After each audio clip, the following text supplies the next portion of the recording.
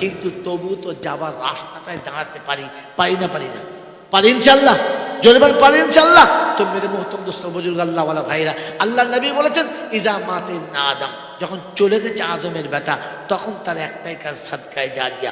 মেরে মোহতরম দোস্ত বুজুর্গ, আজ আমি আপনি বসে আছি, যে মা যে আব্বা আপনাকে আমাকে আদর করে কোলে করে মানুষ করে রেখে চলে গেছে, আজ তারা পৃথিবীতে নেই, আর কোনোদিন তারা আসবে না। আর এসে বলবে না যে একটা কাজ কর না বাপ, আমার জন্য ওই 1000-5 টাকা দে, কে আমার জন্য একটা ভালো কাপড় এনে দে, আমাকে একটু ভালো করে খানা খাইয়ে দে, কোনোদিন তারা বলবে না, কোনোদিন তারা আসবে না।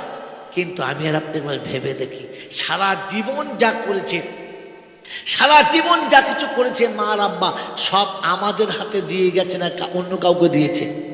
আমাদের দিয়েছে, কাউকে দিয়ে যায় নাই, কাউকে দিয়ে যায় নাই। মায়ের পেটের ভাইকে দেয় নাই, বোনকে দেয় নাই, ইহা তাকে নিজের অন্য আত্মীয় স্বজন বান্ধবী কাউকে দেয় নাই, সব আমাদের মতো বাচ্চাদের জন্য রেখে গেছে। মেরে মতো দুস্থ বুজুর্গ, আমি আর আপনি সেই বাপের সন্তান হয়ে আজ তারই ভিটের উপরে বাস করে, তারই সঞ্চিত সম্পদের উপর বাস করে সব কিছু করেছি। ওই বাপের জন্য আপনার আমার কিছু করা দরকার আছে না? না।